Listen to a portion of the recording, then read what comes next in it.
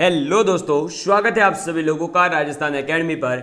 मैं परवीन सिंह आप सभी लोगों के साथ में। जैसा कि आप सभी लोगों को कल हमने वीडियो डाल करके आप लोगों को बता दिया था कि रीट लेवल 2 के अंदर जो मेंस का पेपर होगा, यानी जो अब थर्ड ग्रेड टीचर के लिए पेपर होगा, उस पेपर का जो मुख्य परीक्षा का सिलेबस रहने वाला है, उस मुख्य परीक्षा के सिलेबस के अंदर साइंस और मैथ्स का आपका जो वेटेज रहने वाला है और जो आपका सिलेबस रहने वाला है उसके बारे में बात करी थी। तो आप लोगों को मैंने बताया था कि 120 नंबर का अपना वेटेज रहने वाला है। ठीक है, इसका मतलब क्या हुआ कि 60 क्वेश्चन आने वाले हैं। और 60 क्वेश्चन का मतलब है कि ये मान के चलिए 30 आएंगे। 30 क्वेश्चन मैथ से, 30 क्वेश्चन साइंस से। और साइंस का जो सिलेबस था वो पूरा अपन ने डिस्कस कर लिया था कि साइंस के सिलेबस में क्या क्या दे रखा है। और अगर आपने साइंस का सिलेबस देखा हो तो उसमें भोजन के बारे में भी आप लोगों को पढ़ना था, यानी भोजन के जो संगठक वगैरह होते हैं, इसके घटक होते हैं, भोजन है क्या, उसके बारे में आप लोगों को पढ़ना था। और मैं आप लोगों को बता दूं दोस्तों, जो आपके सिलेबस दे रखा है, अगर वो सिलेबस देखें तो 6 to 10th क्लास की जो आरबीएससी बोर्ड की बुक्स है, उन आरबीएससी बोर्ड की बुक्स के अकॉर्डिंग ही है। अगर आप उन सभी टॉपिक्स को मैच करेंगे तो आपको आरबीएससी की बुक्स के अंदर वो सभी टॉपिक्स मिल जाएंगे। तो हम क्या करने वाले हैं दोस्तों कि क्लास 6 से लेकर के क्लास 10th तक की जो आरबीएससी की बुक्स हैं, उनके साइंस का हर एक चैप्टर यूट्यूब के ऊपर कंप्लीटली फ्री अवेलेबल करवाने वाले हैं। तो उससे आपका क्या होगा कि रीट लेवल 2 के अंदर आने वाली जो साइंस है वो बहुत अच्छे से तैयार हो जाएगी। और फिर मैथ्स के लिए तो हम क्लासेस लगा ही रहे हैं। अब साइंस की क्लासेस के अंदर अगर हम 6 क्लास की साइंस देखते हैं तो उसमें पहला चैप्टर है भोजन के बारे में कि भोजन होता क्या है, भोजन के अंदर जो जीव जंतु जो है, मांसाहारी क्या होते हैं, शाकाहारी क्या होते हैं। तो ये चीज़ें तो आप लोगों को बेसिक है, उसमें बहुत तो वो आपको पता है, इसलिए हम उस चैप्टर को स्किप कर रहे हैं। और हम बात करेंगे इंपॉर्टेंट चैप्टर है हमारे सेकंड। ये सेकंड चैप्टर क्या है, भोजन के जो घटक होते हैं, यानी जो भोजन के भाग होंगे उनके बारे में। और इस चैप्टर की एक एक लाइन अपन कवर करेंगे ताकि अपना कोई भी क्वेश्चन बाहर नहीं जा सके। ठीक है, चलिए अध्याय 1 में हमने क्या पढ़ा कि खाद्य पदार्थ जो है वो कैसे होते हैं, क्या क्या होते हैं, मतलब जैसे आप क्या खाओगे उसके बारे में बताया गया। तो वो आपको थोड़ी चीज़ें जानकारी बहुत बेसिक वाली पता है, इसलिए मैंने उस चैप्टर को स्किप किया है। जिन्हें हम खाते हैं उन्हीं को खाद्य पदार्थ कहते हैं। भारत के विभिन्न भागों में खाए जाने वाले जो विभिन्न व्यंजनों के बारे में भी हमने बताया था तथा इन्हें मानचित्र में अंकित किया गया था। यानी आप लोग जानते हैं जैसे गुजरात का क्या फेमस है दोस्तों, और आपके राजस्थान का दाल बाटी चूरमा है, गुजरात का दाल चावल है। इस प्रकार से अलग अलग जगह का जो है अलग अलग चीज़ें फेमस होती है। साउथ में अगर आप जाते हैं तो वहाँ जो है मच्छी वगैरह इस टाइप की चीज़ें चावलों के साथ खाई जाती है, जबकि आप नॉर्थ वगैरह में जाओगे तो कम खाई जाती है और वहाँ पर ज़्यादा गर्म चीज़ें खाई जाएगी। इस प्रकार से ये जो है व्यंजन कहाँ कौन सा खाया जाएगा इसके बारे में था। ठीक है, अब एक प्रकार के भोजन में तो चपाती आ जाएगी, दाल आ जाएगी, बैंगन का भरता हो सकता है, जबकि दूसरे में आपके हो सकता है चावल हो, फिर आपके सांभर हो, भिंडी हो सकती है।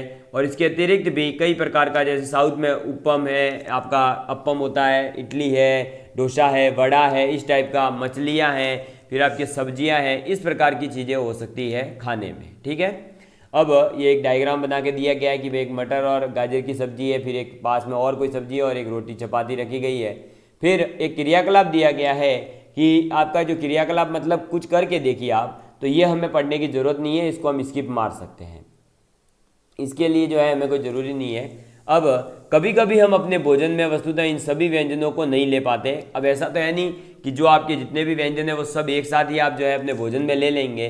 तो यदि हम यात्रा में हो तब हम खा लेते हैं जो रास्ते में उपलब्ध हो। अब ये बताइए, आप डेली जो है चपाती और सब्जी खाते हैं, अब ट्रेन में है, वहाँ चपाती कहाँ से लाएंगे घर वाली, तो आप वहाँ जो भी मिल जाएगा उस टाइप की चीज़ें खा लेंगे। तो हम में से कुछ लोगों के लिए ये संभव नहीं हो पाता कि इस तरह के विविध व्यंजन जो है वो हर समय खा सके। तो आहार में जो विभिन्न खाद्य पदार्थ हैं उनके इस तरह के वितरण का कोई न कोई तो आधार होना ही चाहिए कि उन्हें जो है उनकी भोजन की मतलब क्या क्या आवश्यकताएं हो सकती है। तो शरीर को विशेष प्रयोजन के लिए विभिन्न प्रकार के भोजन की आवश्यकता होती है। ठीक है भाई, ऐसा तो है नहीं आहार जो है हर कोई व्यक्ति एक जैसा खाएगा। तो वो किस आधार पर जो है इसको हम वितरित करने वाले आगे कि कौन सा व्यक्ति जो है किस टाइप की चीज़ें खाएगा तो उसे जो है निम्न प्रकार की ये प्रोटीन वगैरह मिल जाए। और भोजन की आवश्यकता क्यों है? क्योंकि हमारा शरीर जो है विभिन्न प्रकार के जो विशेष प्रयोजन करता है, जैसे मैं अभी बोल रहा हूँ, आप सुन पा रहे हैं, तो ये सब किसकी वजह से पॉसिबल है? भोजन की वजह से मिली हुई ऊर्जा के कारण ही। विभिन्न प्रकार के खाद्य पदार्थों में क्या होता है उसके बारे में अपन पढ़ेंगे। यानी जो खाद्य पदार्थ है, खाने योग्य जो पदार्थ है, उनके अंदर होता क्या है। तो हम जानते हैं कि प्रत्येक व्यंजन एक या एक से अधिक प्रकार की कच्ची सामग्री से बना होता है, जो हमें पादप वगैरह से मिलती है, जो हमने पिछली क्लास में भी पढ़ा था। जैसे देखो, पंजाब के अंदर क्या होगा, तो मक्के की रोटी होगी अन्न के व्यंजन के लिए, तो दाल और मांस के व्यंजन के लिए राजमा होगा, सब्जियों के लिए सरसों का साग होगा, और अन्य में हो सकता है दही हो, घी हो। आंध्र प्रदेश में चले गए तो वहाँ फिर आपके चावल मिल जाएंगे, फिर अरहर की दाल मिल जाएगी या रसम मिल जाएगी, फिर कुंदरू मिल जाएगी सब्जी में, और मट्ठा, घी, अचार, ये चीज़ें मिलेगी। तो ये कुछ जो है अलग अलग राज्यों के व्यंजन होते हैं। अब आपको भोजन कहाँ से मिलेगा? या तो आपको खाद्य पदार्थ पादपों से मिलेगा या फिर आपको जंतुओं से मिलेगा। अब वो भी, उसके अंदर भी इसको पकाने के लिए कई कच्ची सामग्री मिलेगी। तो इस कच्ची सामग्री से हमारे शरीर के लिए कुछ आवश्यक घटक होते हैं। जो हम कच्ची सामग्रियाँ मिलाते हैं, उन कच्ची सामग्रियों में कुछ न कुछ जो है आवश्यक घटक होते हैं हमारे शरीर के लिए। तो इन घटकों को हम क्या कहते हैं? पोषक कहते हैं। तो जो भोजन के अंदर कच्ची सामग्री जो होती है, उसके अंदर हमारे शरीर के लिए कुछ घटक उपलब्ध होते हैं। उन घटक को क्या कहा जाता है? पोषक कहा जाता है। यानी हमारे भोजन में मुख्य रूप से कौन कौन से पोषक होते हैं? तो हमारे भोजन में होने चाहिए कार्बोहाइड्रेट के बारे में, प्रोटीन होना चाहिए, वसा होना चाहिए, विटामिन होने चाहिए और खनिज लवण होने चाहिए। और इसके साथ साथ भोजन में रुद्राक्ष या रुक्षास तथा जल भी शामिल है, जिनकी हमारे शरीर को आवश्यकता होती है। तो आप ये पॉइंट याद रखेंगे, अपनी कॉपी में नोट डाउन कर सकते हैं कि हमारे भोजन के मुख्य पोषक तत्व कौन कौन से हैं। तो कार्बोहाइड्रेट है, प्रोटीन है, वसा है, विटामिन है, खनिज लवण है और रुक्षास है, और जल भी इसके अंदर शामिल है। तो 6 मेनली कहे जाते हैं: कार्बोहाइड्रेट, प्रोटीन, वसा, विटामिन, खनिज लवण और आपका जल। समझ में आ गई बात? तो ये मुख्य पोषक तत्व आपको याद रखने हैं। क्या सभी खाद्य पदार्थों में ये सभी पोषक उपलब्ध हो ये जरूरी है? नहीं, ऐसा कोई जरूरी नहीं है। कुछ साधारण विधियों से हम यह जान पाएंगे कि कच्ची सामग्री या पके हुए भोजन में कौन सा एक या एक से अधिक पोषक तत्व उपस्थित है और कौन सा पोषक तत्व उपस्थित है। इसकी जानकारी के लिए ही हम जो कार्बोहाइड्रेट परीक्षण है, फिर प्रोटीन परीक्षण करेंगे, वसा परीक्षण करेंगे और अन्य जो भी पोषक तत्व है उनके परीक्षण करने के लिए ही हम जो है आगे देखने वाले हैं। कुछ परीक्षण दिए गए हैं, उनको पढ़कर हम समझेंगे कि हमारे जो है किस किस प्रकार से हमें एग्जाम में क्वेश्चन बनाए जा सकते हैं। तो इन परीक्षणों को करने के लिए आपको आयोडीन, कॉपर सल्फेट और कास्टिक सोडा विलयनों की आवश्यकता होगी। आपको कुछ परख नलियाँ चाहिए होगी और एक ड्रॉपर की भी आवश्यकता होगी। इन परीक्षणों को पके हुए भोजन तथा कच्ची पदार्थ सामग्री जो होती है उस पर भी कर सकेंगे। इन परीक्षणों से प्राप्त प्रेक्षणों को सारणी 2.2 में दर्शाए अनुसार तरीके से हम लिख लेंगे और इन प्रेक्षणों या इन सारणी में कुछ खाद्य पदार्थ दर्शाए गए हैं। अपनी प्रेक्षण इन या अन्य किसी उपलब्ध खाद्य पदार्थ पर कर सकते हैं। इन परीक्षणों को सावधानी से कीजिए और किसी भी रसायन को खाने या चखने का प्रयास नहीं करना चाहिए। यदि आवश्यक विलयन तत्काल उपलब्ध नहीं है तो आप अपने अध्यापक से कह करके वो ला सकते हैं। तो ये सब चीज़ें पढ़ने की नहीं है, अपने कोई काम की नहीं है। अपन को तो परीक्षण याद रखने हैं कि कौन से के लिए क्या परीक्षण है। अब विभिन्न खाद्य पदार्थों की जांच के लिए कार्बोहाइड्रेट उपस्थित है या नहीं ये कैसे पता चलेगा। तो हमारे भोजन में पाए जाने वाले मुख्य कार्बोहाइड्रेट जो होते हैं वो मंड तथा शर्करा के रूप में होते हैं। तो अगर आपसे पूछ लिया जाए कि भोजन में कार्बोहाइड्रेट किस रूप में उपलब्ध होता है तो मंड और शर्करा के रूप में उपलब्ध होता है। अब इसके लिए परीक्षण क्या है, तो आयोडीन का आप तनु विलयन बनाने के लिए उसमें जल से भरी हुई आधी परख नली लेंगे, फिर उसमें आयोडीन मिलाएंगे जो कि टिंचर के फॉर्म में होगा, फिर कॉपर सल्फेट विलयन लेंगे और 100 मिलीलीटर जल में 2 ग्राम कॉपर सल्फेट घोलने से बन जाता है। फिर जो आपका 100 मिलीलीटर जल है उसमें 10 ग्राम कास्टिक सोडा घोलने से जो है कास्टिक सोडे अबिल एक अलग प्रकार का विलयन मिलेगा। और फिर इसके अंदर यदि जो है खाद्य पदार्थ में मंड है तो हम इसका आसानी से परीक्षण कर पाएंगे। कैसे परीक्षण करेंगे, तो ऊपर जो आपको बताया वो विलयन तैयार होना चाहिए, और उस विलयन के लिए फिर क्या करेंगे कि जो कच्ची सामग्री या जो खाद्य पदार्थ है उसको अल्प मात्रा में लेंगे और इसमें तनु आयोडीन जो विलयन है उसकी 2 या 3 बूंदें डालेंगे। ठीक है, अब यहाँ पर हो सकता है कि उसके अंदर परिवर्तन आए। तो देखिए, अगर क्या यह नीला या काला हो गया, यह नीला या काला रंग मंड की उपस्थिति को शो करेगा। यानी यहाँ पर ये प्रैक्टिकल क्वेश्चन बन सकता है आपके लिए कि आपने एक खाद्य पदार्थ लिया और उस खाद्य पदार्थ में आपने आयोडीन मिलाया। कैसा आयोडीन, तो तनु आयोडीन मिलाया। तनु आयोडीन मिलाने पर यदि उसका रंग काला हो जाता है यानी ब्लैक, या नीला यानी ब्लू हो जाता है, ब्लैक या ब्लू हो जाता है, तो आप कहेंगे कि उसके अंदर मंड उपस्थित है। तो आप इसको याद रखने के लिए ये याद रख सकते हैं कि BBM यानी ब्लैक ब्लू मंड। ठीक है, ब्लैक है, ब्लू है तो मंड होगा। मंड का मतलब ही ये है कि उसके अंदर कार्बोहाइड्रेट है। यानी अपने पास कोई भी कच्चा पदार्थ है, आप उसके अंदर तनु आयोडीन विलयन मिला देंगे 2 से 3 बूंद। दोनों को मिलाने के बाद आप देखेंगे कि जो भी खाद्य पदार्थ आपने लिया था उसमें कलर चेंज होता है। कलर चेंज होकर के अगर नीला या काला आ रहा है, इसका मतलब फिक्स है कि उसके अंदर मंड होगा। ठीक है, तो BBM ये याद रखेंगे। समझ में आ गई बात।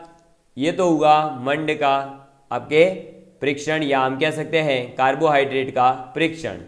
नेक्स्ट आ जाता है प्रोटीन के लिए परीक्षण। किसके लिए परीक्षण, प्रोटीन के लिए।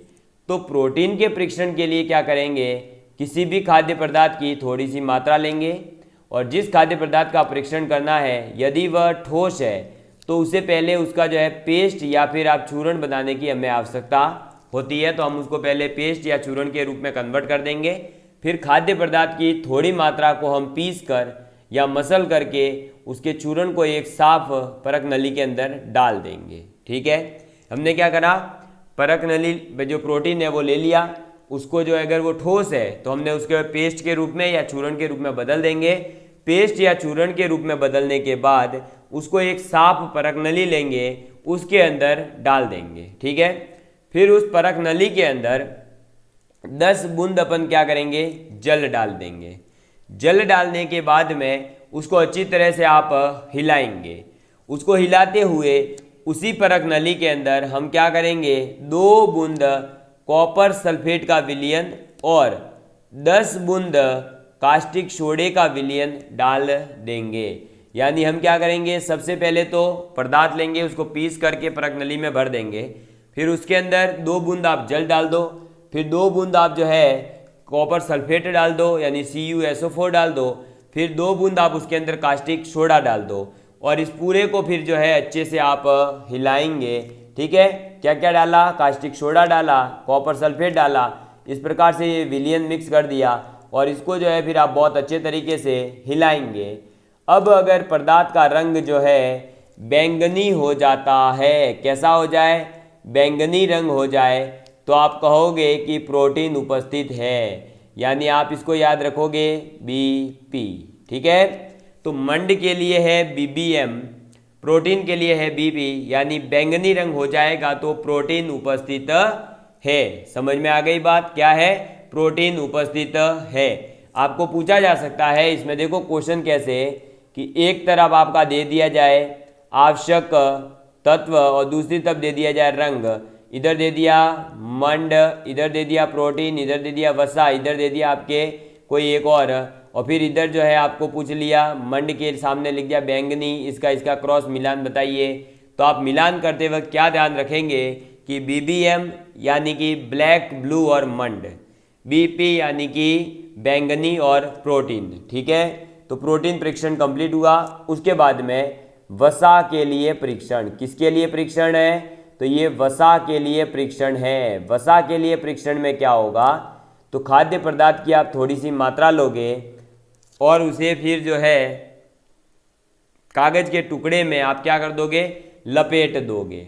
ठीक है, लपेट करके कागज के टुकड़े में आप उसको क्या करेंगे कि कागज का टुकड़ा जो है वो फटने नहीं देंगे और उसके ऊपर थोड़ा सा आप जैसे जैसे रगड़ेंगे धीरे धीरे तो उसके अंदर तेल के धब्बे जो है वो आप लोगों को दिखाई देंगे। ठीक है, नहीं दिख रहे हैं तो आप उसे किसी प्रकाश के सामने लाएं। क्या आपको इस धब्बे से होकर आने वाला धुंधला प्रकाश दिखाई देता है? आप उसको क्या करो, धब्बे दिखाई नहीं दे रहे तो आप प्रकाश के सामने ले जाओ। अगर वो जो धुंधला भाग होगा वो एक तो स्पष्ट दिखेगा और वहाँ से आपको जो है धुंधला प्रकाश आता हुआ भी दिखेगा, तो आप ये कह दोगे कि इस पदार्थ के अंदर वसा की उपस्थिति है। यानी कागज पर तेल के धब्बे का चपना, कागज जो पदार्थ है उसमें वसा उपस्थित है। इसका वन और बेस्ट एग्जाम्पल दूँ तो इसका बेस्ट एग्जाम्पल है आप जो है बीकानेरी भुजिया। क्या करेंगे, बीकानेरी जो भुजिया आता है वो बीकानेरी भुजिया लेकर के आप उसे एक कागज़ के ऊपर लपेट लीजिए या अन्य कोई भी आप नमकीन लीजिए, उसे कागज़ के ऊपर लपेट दीजिए, थोड़ी देर पड़ा रहने दीजिए और फिर नमकीन को जो है खा जाइए। आप अब जब कागज़ देखेंगे तो कागज़ के ऊपर तेल तेल टाइप में जम चुका होता है और वही है आपका वसा। यानी वसा किससे मिलेगा, तो हमें तेल से ही वसा प्राप्त होने वाला है। हालांकि इसके प्रमुख जितने भी स्रोत हैं उनको अपन आगे कवर करने वाले हैं। खाद्य पदार्थ में कभी कभी जल की भी कुछ मात्रा हो सकती है, तो इस दशा में क्या होगा कि कागज़ पर आप धीरे धीरे रगड़िए और कुछ समय के लिए कागज़ को सूखा दीजिए ताकि यदि खाद्य पदार्थ से कुछ जल आया होगा तो वो सूख जाएगा। ठीक है, इसके बाद आप क्या करो, कागज़ को जो है लपेट दो ताकि तेल के धब्बे जो है वो फिर उसके ऊपर अच्छे से दिखाई दे, और अगर वो होते हैं तो इसका मतलब सीधा है कि वो जो है उसके अंदर वसा उपस्थित है। तो आप क्या याद रखेंगे, मंड के लिए याद रखेंगे BBM, प्रोटीन के लिए आप याद रखेंगे BP, वसा के लिए आप याद रखेंगे VO, यानी वसा है तो ऑयल होगा। समझ में आ गई बात? क्या वसा, प्रोटीन और मंड उन सभी खाद्य पदार्थों में उपस्थित है जिनका आपने परीक्षण किया? तो ऐसा कोई जरूरी नहीं है आप परीक्षण करने बैठ जाओ खुद ही। क्या एक खाद्य पदार्थ में से एक से अधिक पोषक तत्व उपस्थित होते हैं? हो सकते हैं। क्या आपने कोई खाद्य पदार्थ पाया जिसमें कि कोई पोषक तत्व उपस्थित नहीं है? हो भी सकता है, ऐसा भी हो कोई। तो हमने 3 पोषक तत्वों, जिसमें पहला है कार्बोहाइड्रेट, फिर प्रोटीन और फिर वसा के खाद्य पदार्थों का परीक्षण किया। ये मंड के अंदर जो है वो आपका कार्बोहाइड्रेट आ गया, प्रोटीन आ गया। ठीक है भाई, कार्बोहाइड्रेट के अंदर ही तो मंड और शर्करा है, तो वो BBM जो है वो याद रखना है कार्बोहाइड्रेट के लिए, BB जो है वो प्रोटीन के लिए, VO जो है वो आपका वसा के लिए है। और इसके अलावा फिर बचे आपके 2 पोषक तत्व, विटामिन और खनिज लवण। जैसे अन्य पोषक भी हमारे विभिन्न खाद्य पदार्थों में उपस्थित रहते हैं, इन सभी पोषकों की हमें क्यों आवश्यकता होती है? ठीक है, चलिए तो अब बात करते हैं कि जो विभिन्न प्रकार के पोषक है वो हमारे शरीर के लिए क्या करते हैं। तो कार्बोहाइड्रेट तो मुख्य रूप से हमारे शरीर को ऊर्जा प्रदान करता है। ये चीज़ याद रखेंगे कि कार्बोहाइड्रेट तो क्या करेगा, मुख्य रूप से ऊर्जा प्रदान करेगा। वसा से भी ऊर्जा मिलेगी और वास्तविकता में यह है कि कार्बोहाइड्रेट की तुलना में वसा की समान मात्रा से हमें अधिक ऊर्जा प्राप्त होती है। यानी आपने कार्बोहाइड्रेट का 1 किलो लिया और वसा का भी 1 किलो ले लिया डोज, तो आपको ज़्यादा एनर्जी जो है वो वसा से ही प्राप्त होगी कार्बोहाइड्रेट के कंपैरिजन में। ठीक है, चलिए फिर वसा और कार्बोहाइड्रेट जो है दोस्तों, उनको हम कह सकते हैं ऊर्जा देने वाला भोजन। कौन कौन? वसा और कार्बोहाइड्रेट। ये जो 2 पदार्थ हैं वे आपके जो है ऐसे होते हैं जिनमें भी ये पाया जाता है वो ऊर्जा देने वाले भोजन कहलाते हैं, या ऊर्जा वाला भोजन हम कह सकते हैं। अब आपने देखा कि कार्बोहाइड्रेट जो है वो ऊर्जा देने वाला एक भोजन है, तो हमें एनर्जी चाहिए होती है, और एनर्जी अगर हमें चाहिए तो इसका मतलब हमें कार्बोहाइड्रेट को ज़्यादा यूज में लेना पड़ेगा। तो कार्बोहाइड्रेट मिलता है बेसिकली आपके किससे? तो कार्बोहाइड्रेट आपको मिलेगा एक तो बाजरे से, चावल से, गेहूं से, शकरकंदी से, आलू से, गन्ने से, पपीता से, तरबूज से, आम से, मक्का से। ठीक है, तो ये आपके कुछ कार्बोहाइड्रेट के प्रमुख स्रोत हैं, जैसे कि बाजरा, चावल, गेहूँ, शकरकंदी, आलू, गन्ना, पपीता, तरबूज, आम है, मक्का है, ये सभी कार्बोहाइड्रेट के आपके स्रोत है।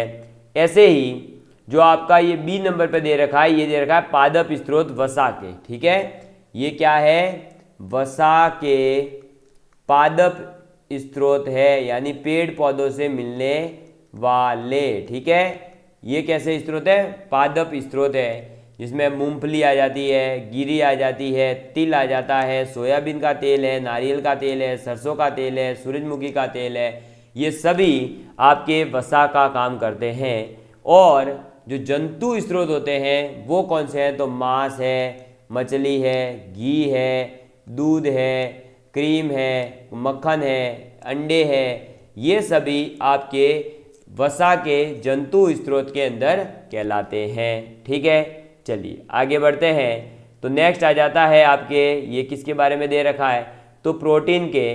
तो प्रोटीन के पादप स्रोत कौन कौन से हैं, तो आपके पादप स्रोत में चना, मूंग, तुअर की दाल, राजमा, सोयाबीन और मटर। समझ में आ गई बात। तो आपको याद रखना है कि प्रोटीन के पादप स्रोत कौन कौन से हैं, तो चना है, मूंग है, तुअर दाल है, राजमा है, सोयाबीन है, मटर है। ठीक है, चलिए। और अगर जंतु स्रोत की बात की जाए प्रोटीन के अंदर, तो वह है आपके अंडे, पनीर, मछली, मांस, ये सभी। ठीक है, चलिए इनके स्रोत ये याद रखना, ये स्रोत आपसे डायरेक्ट एग्जाम के अंदर पूछे जाएंगे कि निम्नलिखित में से कौन सा जो है इसका स्रोत है या कौन सा नहीं है। तो वहाँ आपको ये मेन जो स्रोत बताए जा रहे हैं वो याद होने चाहिए। प्रोटीन की आवश्यकता शरीर की वृद्धि और स्वस्थ रहने के लिए होती है। प्रोटीन युक्त भोजन को प्राय शरीर वर्धक भोजन कहते हैं। विटामिन रोगों से हमारे शरीर की सुरक्षा करते हैं। विटामिन हमारी आँख, हथेलियाँ, दांत, मसूड़े को स्वस्थ रखने में भी हमारी सहायता करते हैं। और विटामिन जो है वो कई प्रकार के होते हैं, जैसे कि vitamin A, vitamin B, vitamin C, vitamin D, vitamin E, vitamin K नाम से जाना जाता है। विटामिनों के एक समूह को विटामिन बी कॉम्प्लेक्स बी कहते हैं, क्योंकि इसके अंदर B1, B12, B11, B13 इस प्रकार के अलग अलग बी के अंदर जो है विटामिन है। ठीक है, तो कंपार्टमेंट आपका जो विटामिन है, तो विटामिन कितने प्रकार के हैं, तो vitamin A, vitamin B, vitamin C, vitamin D, vitamin E, vitamin K, और उसमें भी विटामिन बी की जो है कई सारी सीरीज है। तो हमें जो है दोस्तों इस विटामिन के बारे में याद रखना है, क्योंकि अभी हमने वसा, कार्बोहाइड्रेट और प्रोटीन की बात करी है। हमारा जो आपका प्रेड है, ये जो हमारा आपके किसके बारे में हम बात कर रहे हैं, विटामिन के बारे में, इसकी बात करनी रही है। ठीक है, तो देखिए, और अगर बीच में जो परेड वगैरह वर्ड आ जाते हैं ना, कंपार्टमेंट वगैरह, ये एक्चुअली कुछ जो है स्कूल का बार बार स्टूडेंट मैसेज कर रहे हैं, उनके कंपार्टमेंट आई है तो इसलिए वो बोला जा रहा है, तो उसको थोड़ा सा आप चेंज करिएगा। फिर हमारे शरीर को सभी प्रकार के विटामिन जो है उनकी आवश्यकता होती ही है। तो अब विटामिन ए जो होता है वो क्या काम आता है, तो हमारी त्वचा और आँखों को जो है स्वस्थ रखता है। क्योंकि आप लोग जानते हैं कि कई बार ऐसा होता है कि थोड़े से अंधेरे में भी मतलब जो है, या थोड़े से हम जो ऐसे मतलब एक शाम दिन जो ढलने वाला होता है उस टाइम पे हमें जो है दिखना थोड़ा सा बंद हो जाता है। वो जो रोग है रतौंधी है, और वो रोग किसकी वजह से हो रहा है, विटामिन ए की कमी से। ठीक है, विटामिन बी क्या होता है, तो बहुत से रोगों से लड़ने में हमारी मदद करता है। विटामिन डी हमारी अस्थियों और दांतों के लिए कैल्शियम का उपयोग करने में हमारे शरीर की सहायता करता है। अब इन विटामिन के स्रोत क्या क्या हैं, तो विटामिन ए के स्रोत हैं आपके मेनली पपीता, गाजर और आम। ठीक है, ये विटामिन ए के स्रोत है। विटामिन बी के स्रोत क्या होंगे, तो चावल है, यकृत है, गेहूं है। विटामिन सी के स्रोत जितने भी खट्टी चीज़ें हैं, जैसे संतरा, टमाटर, अमरूद, मिर्च, नींबू, आंवला, ये सभी विटामिन सी के जो है स्रोत है।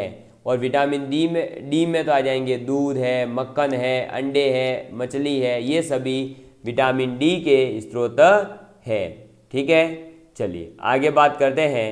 तो नेक्स्ट अपने आ जाता है क्या दोस्तों, तो नेक्स्ट है कि कुछ खनिज लवणों के स्रोत, जैसे कि आपके खनिज लवणों के स्रोत में आ जाएगा कि आयोडीन के लिए क्या होगा, तो पालक है, अदरक है, ठीक, आयोडीन के लिए। फॉस्फोरस के लिए क्या हो जाएगा, दूध है, केला है, ये सब।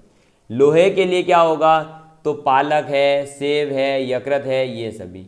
और कैल्शियम के क्या होंगे, तो दूध और अंडे। ये कुछ हमारे खनिज लवण हैं जिनके स्रोत मैंने आप लोगों को बता दिए हैं, इनको आप याद रखेंगे, ठीक है।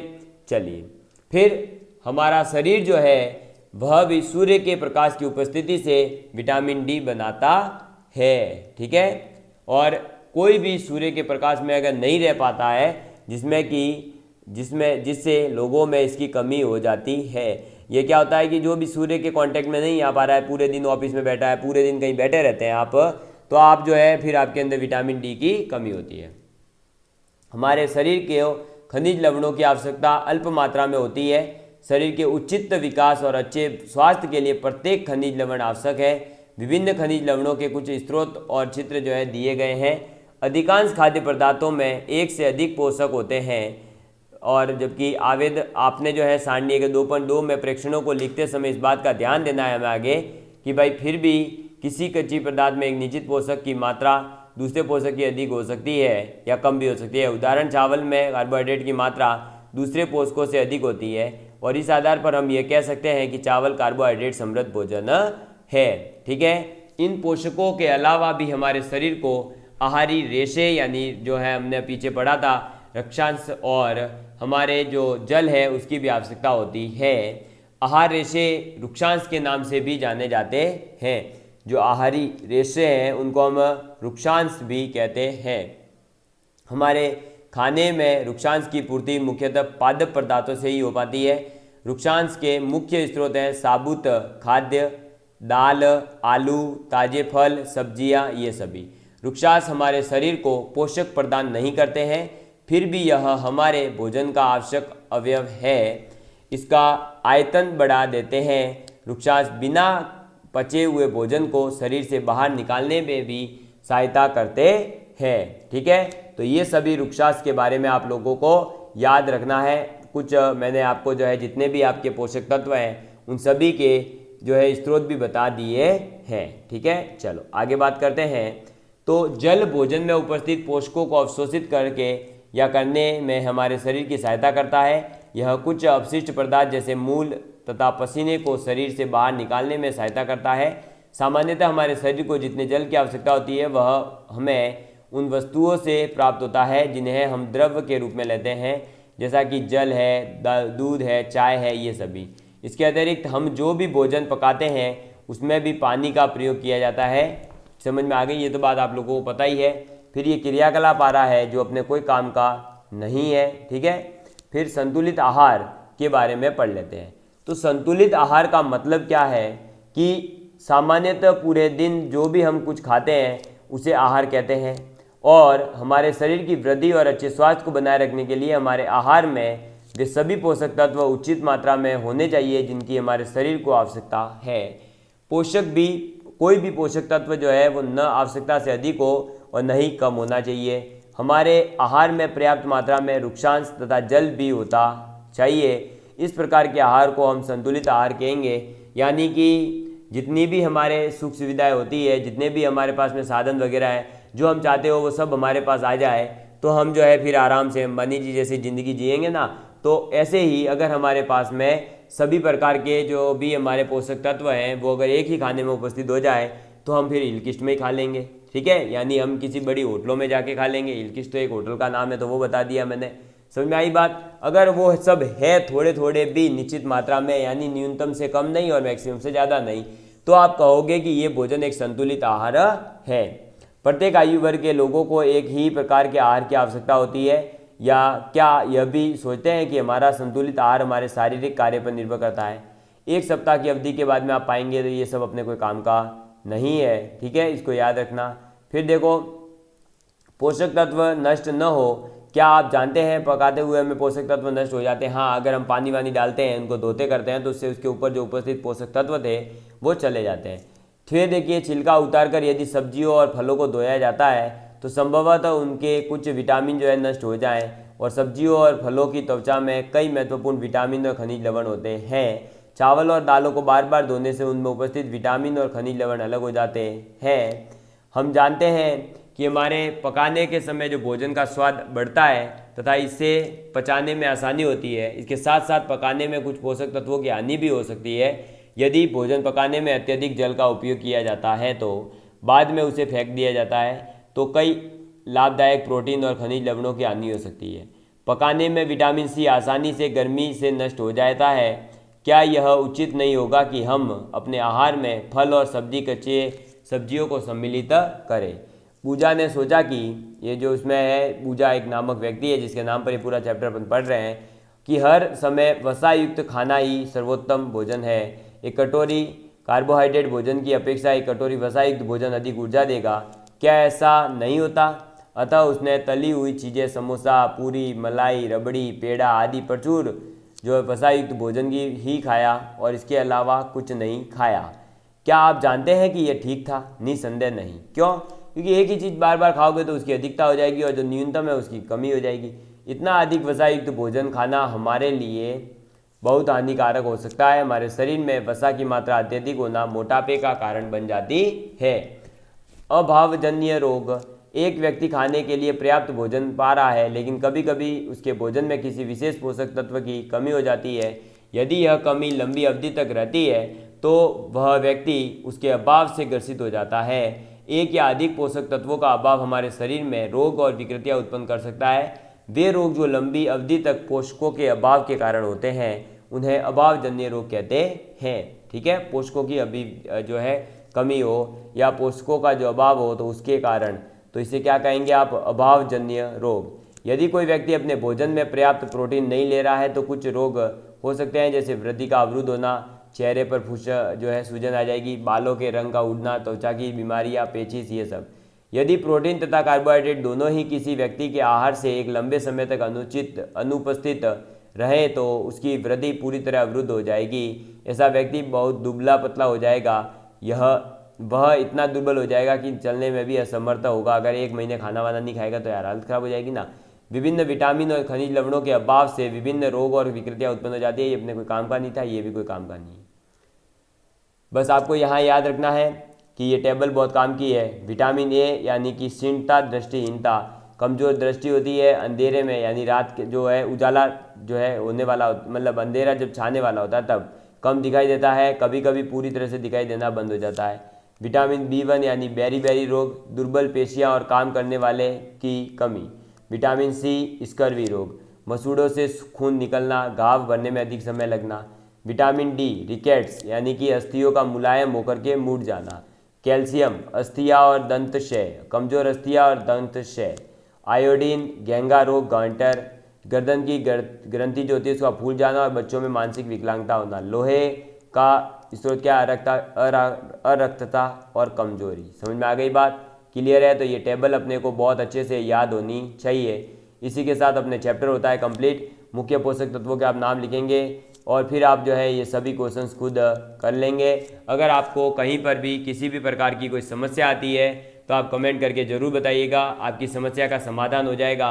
और क्या आप लोग जानते हैं कि रीट लेवल 2 के लिए हम लगातार ऐसे ही 6, 7, 8, 9, 10 तक की सभी साइंस की क्लासेस यूट्यूब के ऊपर अवेलेबल करवाएं? तो प्लीज़ कमेंट करके ज़रूर बताइएगा। धन्यवाद।